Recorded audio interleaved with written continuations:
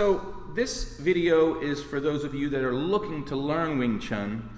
You've seen it online, but you haven't actually taken a class or learned anything yet. So beginners. I've been doing Wing Chun for 28 years now, and I've seen a lot of stuff through my own training. I've seen a lot of stuff through other people's training, fellow students, or then students of my own as well. So I've seen a lot of different things, and I want to help you understand what Wing Chun is. I want you to understand what you're getting yourself into. Now, number one, when you hear Wing Chun, it is traditionally a close quarters art. Wing Chun is closer quarters because that's what happens in a self-defense situation. The big difference between self-defense and sparring, sport-based sparring, is that in a self-defense situation, someone's going to throw themselves at you. They're going to be completely committed to what they're doing, and you just got to make sure you're not run over. You got to make sure to respond quickly enough. In sparring, or more of a sport-based martial arts, what you've got to do is you've got to make sure you've got to try to open someone up in order to get in. Understand that when you're training for Wing Chun, you're training for self-defense. Now that does not mean that sparring and things like that can't help you in your journey for self-defense. It just means that you have to understand the purpose of what you're training for. And there is a difference between training for self-defense and training for sports.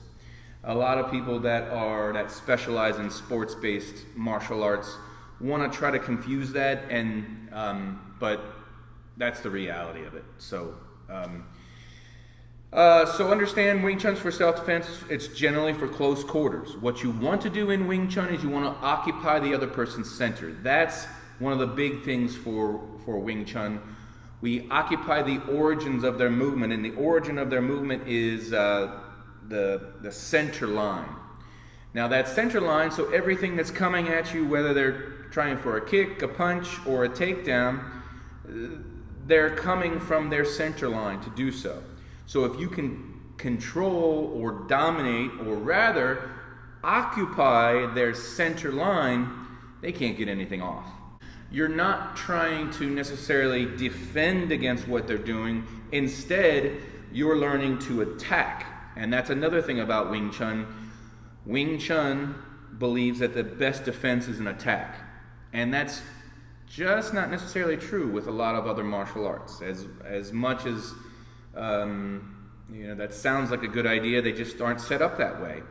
But Wing Chun, the first thing you do when someone attacks you is you think to yourself, how can I get to their center, or how can I hit them, right? So Wing Chun uses a lot of simultaneous attack and defenses as opposed to covering up or even blocking first before attacking. So understand that. Offense is your best defense, which means that when you learn Wing Chun, you're gradually transforming yourself into an attack-minded person. So you truly become the weapon, but you do that in your mind, you do it in your body, you do these different things. So you have to think offensively all the time. Other martial arts just simply don't think that way. A lot of times they're defense first in order to attack, and that's because, quite honestly, they're not geared towards self-defense, and that is what it is. Another thing about Wing Chun is that you will learn a lot of funky looking stances. You've got this pigeon-toed stance that you see. That is not a fighting stance, all right? So those that are beginning, that is not meant to be seen in fighting. It builds the Wing Chun weapon. It builds your body into that. Specifically, it stretches and strengthens the right muscles in your body to be able to harness ground power. Wing Chun uses the connection of the ground. Instead of pushing off the ground to get power, Wing Chun connects itself to the ground for solidity and structure in order to use the ground. So as someone attacks you, you're basically hitting them with the solidity of the ground as opposed to throwing yourself into them. So the other thing is, Wing Chun was created for the smaller person to overcome bigger people. So generating power is less of a concern and it's more a matter of solidifying and connecting yourself with the ground, which is very, very solid, so that when they come to hit you because they're attacking you in self-defense, they're getting stuck with the solidity of the ground. So that you're always going forward in Wing Chun. Although you're connected to the ground, you're always moving forward. You're not moving back, going away. And this is another thing about self-defense. It's geared towards self-defense. Another one is to be like water, or to go to the path of least resistance. Water is the perfect analogy for what Wing Chun is truly trying to do, and it's to continue to flow. So, for instance, when you go to the path of least resistance, it's basically non-resistance training. So you feel some resistance, you learn to go around that as opposed to resist it right away. Now, naturally, we are all very, very resistant beings. We are resisting because we're scared, we're fearful, we're trying to protect ourselves. But again, remember, the best defense is an offense. So what Wing Chun does is it teaches you mentally and physically to feel resistance, feel force from another person, and immediately flow around that in order to find the openings. So that is being like water. You go to the gym, you do resistance training. Well, you come to Wing Chun, you do non-resistance training. Now, that's not to say that you won't resist with someone else as you're learning. You're going to struggle with them. But that's what you're trying to get to. You're trying to move to be like water in Wing Chun.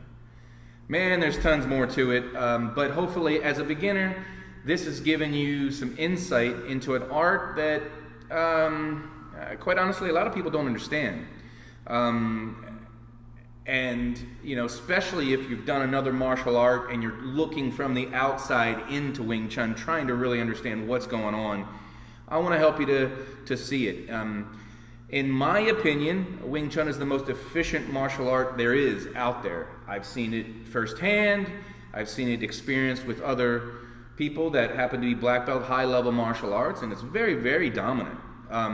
So if you have some kind of outside opinion of Wing Chun from not truly experiencing good Wing Chun, and here's another thing, there is a lot of poor, lower quality Wing Chun out there for whatever reason. People just not putting in the time, or maybe their Sifus weren't very, very good. For whatever the reason, there's a lot of lower quality Wing Chun out there. So I want to help you understand what Wing Chun and good Wing Chun really is. So again, I'm Sifu Adam Willis. If I can say my name. I'm Sifu Adam Willis, and I have an online Wing Chun course. If you're not in my area, I live in Florida, Palm Coast, Florida, which is northeast Florida. But if you're not in this area and you're looking to begin Wing Chun, I have a 90-day course which you can take that goes through the first set, Sunim Tao, goes through simultaneous attack and defenses, even gets into the wooden dummy. It goes into energies and understanding how to flow with force, goes into structure, elements of good form. Did I mention simultaneous attack and defenses? Structure and concepts. Wing Chun is its concept. So that is at wingchunlessons.com.